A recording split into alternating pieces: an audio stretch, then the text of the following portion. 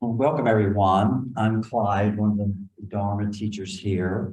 Take a moment to kind of stretch or look around for a moment. We have like 15 people online. We have 20 people here.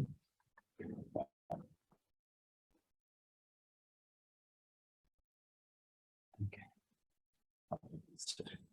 Tonight. Okay.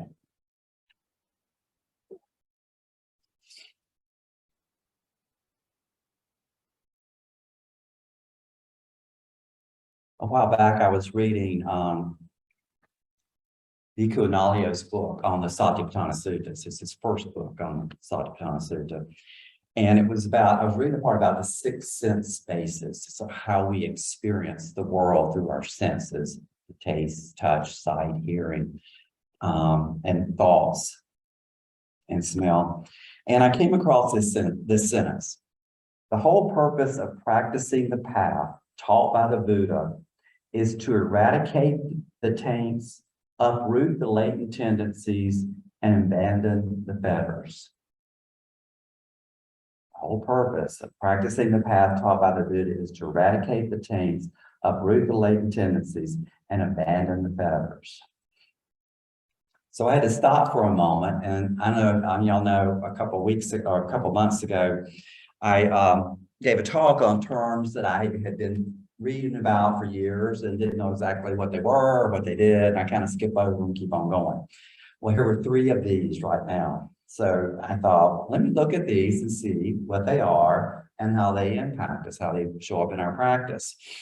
Now, so I'm going to be talking about these three. Well, I'm going to be talking about four terms tonight. And I want to have a caveat up front. If you're new to insight meditation or meditation, just bear with me. There's going to be four different terms and four different lists, the Buddha-like list. And I'm going to try to bring this all together. One of the reasons I like doing this is because this type, what we're going to be talking about tonight, is kind of like this. The Buddha just didn't say do this or do that. He said this is why things happen the way they happen. And basically, it's like why we suffer. And in this particular one, it's like why we stay in this life of this cycle of life and death. If you're familiar with these terms, hopefully you'll have to put them in place. That's what I've used it for. So don't run out of the room. Just stay with me. And one thing about hearing Dharma talks, if you stay around, I've heard a lot of Dharma talks. You kind of, I've sat through some, I just kind of go, I don't know what they're talking about. That's okay. Eventually, sometime later on, you go, oh, you hear that term or something. You go, that's what that meant. That's what that meant. So it's all good. So we're talking. So tonight we're going to be talking. We're going to start out. When I started looking at this, though, I started looking at this had to do with the taints, the latent tendencies, and the fetters. And I'm going to define those, but I had to come up with another term before I could get into those. And that's this term I knew, and that was the defilements. And if you don't remember anything tonight, that's the word we're going to be working with. The defilements of greed, hatred, and delusion. Greed is the craving and desire. The second one is hatred, aversion, ill will. And the third one is delusion or ignorance. And these defilements are these are the root causes of why we suffer. And so, because when the other three terms I'm going to be talking about are really manifestations of these three, of the three defilements and how they show up in our life. So you're going to hear me, they're going to be repeating things as I go through here, but I always come back to the three defilements. That's where it starts. Because it's why we're caught up in the cycle of this samsara, this continuous life and death that we go through. So the defilements, the kilesas, that's the Pali term for these. So now we have the latent tendencies. I'm going to do those first, the latent tendencies. And I'm going to say the poly term. I'm probably going to say it wrong, but that's okay. Anusea. These are latent tendencies. These tendencies are the latent or underlying, we call them dormant tendencies, or they're the latent counterparts to the 3 defilements. And there's 7 of them. I'm going to say them real quickly and go back and define them. There's sensual desire, aversion, wrong view, conceit, doubt, desire for existence, and ignorance. So these are latent tendencies. These latent tendencies lie dormant in the mind. Actually, we're born with these. They're present at birth. Then they become activated. So we have latent tendencies. Sensual desire. This is simply through the sense doors. We see something we want to crave. We want to hold on to it and cling to it. That's that sensual desire. That's clinging. It's produced when we see something pleasant. We see something we like. There's a pleasant feeling, and so we tend to grab a hold of something. Aversion shows up as it's kind of the opposite. With something, a sense contact we make, it's unpleasant. We want to get away from it. We want to push it away. Comes up ill will, irritation, hostility, resistance, fear, anxiety. Wrong view. Wrong view is the wrong belief of a permanent self. Thea talked about this last week about Ananda, that there is a fixed permanent self here. So that's the wrong view. Conceit is the idea of I better than someone else. This idea of conceit. It's the tendency to compare oneself to others. Doubt is the next one. And doubt is doubt in the Buddhist teachings and doubt in one's own practice. Like the teachings, the Buddha, the teachings, there's doubt, or whether I'm able to do this, can I do this? Now, there's also one thing called inquiring doubt, which is okay. That's like, I don't understand this. Let me find out more about this. Let me try to understand that. So inquiring doubt is useful. Desire for existence. And this is desire for existence in the material world and the immaterial world. And that's pretty much all I'm going to say about that one. Because it's very complicated. But it could be simple as like, I want to, because it has to do with rebirth. I want to come back and something like that. So I'm not going to get into that tonight. The 7th underlying tendency is ignorance. And that's the big one. That's one of the defilements. That's the ignorance of the 4 Noble Truths. And it's the ignorance of the 3 factors of existence: impermanence, unsatisfactory and servicing, suffering, or non-self. So this ignorance you will see everywhere. That's the cause of our suffering. So those are the underlying tendencies. They're lying dormant within the mind. Then we have the taints. And the taints, asavas.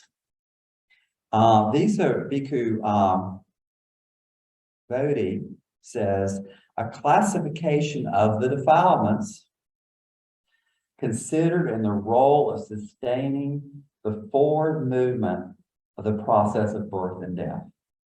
So we're going back to the defilements again. There's 3 of these. Craving for sensual desires. We've seen that already. Craving for existence in whatever realm we want to be in. And number 3, ignorance.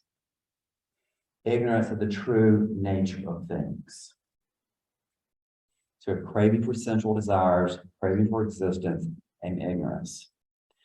Now this is the one, the commentaries derive the word from a root, it's called SU, is the Pali word, meaning to flow. Scholars differ as to whether the flow implied by the prefix, the A, is inward or outward. Hence, some scholars have rendered this as influxes or inflows, influences, others outflows or effluences. Some people have called these, and so this is where I have read about inflows and outflows and influences, and different authors define them in different ways. But the idea is the flow. They come and they influence our perception. They're also known as cankers. You may hear the term taints or cankers. And these represent the root causes for the rising of suffering. We have the taints. We have the defilements, the underlying tendencies, the taints. The next one are the fetters. Semijana. There's various lists on these, but there's actually 10 of these. But a fetter is a shackle. It's like something that chains us, keeps us to something. I'm going to go these real quickly too. A belief in a substantial and permanent self. We've seen that before. Doubt, we've seen that one before. Dogmatic clinging to particular rules and observances. And that includes Buddhist rules and observances too. If that's not the end, we can practice rules and observances, but that's not going to get us to liberation. Sensual desire, we've heard that one there. Aversion, craving for fine material existence, craving for immaterial existence. Conceit, we've seen that one already. Restlessness, and that's in the mental. That's one of the hindrances that we work with when we meditate, restlessness. And then what's number 10?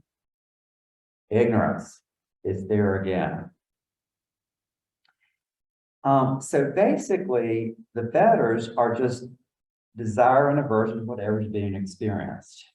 The fetters, we can have more, we can see these. Am I practicing conceit? I'm saying I'm better than someone else. Am I practicing I, me, or mine? I'm doing this, I'm doing that. Am I doubting the Buddha's existence? So the fetters come up. So now we have these 4 things. We have 3 defilements, 7 latent tendencies, 3 taints, and 10 fetters. And you're probably going, okay, great. What do I do with these? How do they work? And this is my understanding of this, of how they show up in our experience. Buddhadasa Bhikkhu, who wrote the book that we're studying here, he says that the more a particular defilement occurs, the more powerful its corresponding underlying tendency accumulates in the subconscious. Once this accumulation of these underlying tendencies, these latent tendencies, big enough, it comes out as a taint. He uses the words influence. Comes out as a taint. So Bhikkhu Analayo looks at it from the standpoint of this perceptual process that we get. That how do we live? There's a sense object. It's pleasant, unpleasant, or neutral. And that triggers, if we're not aware, that triggers this one of these underlying tendencies. And when the underlying tendency is triggered, it flows into our perception as a taint, a canker. Sensual desire, or wanting to be there, or ignorance. So and then once it flows into our experience,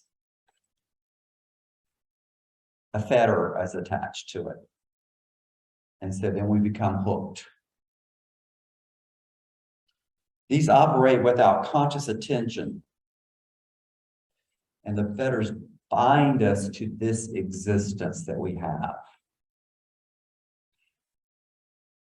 So this idea is that we have this cycle of birth and death, life goes on, and it's these karmic impulses that are being reborn.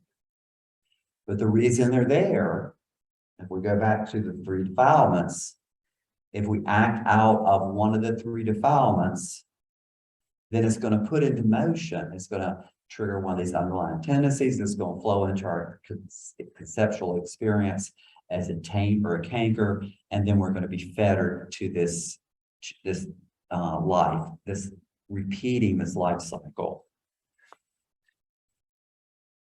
And Bhikkhu, Buddhasa Bhikkhu says,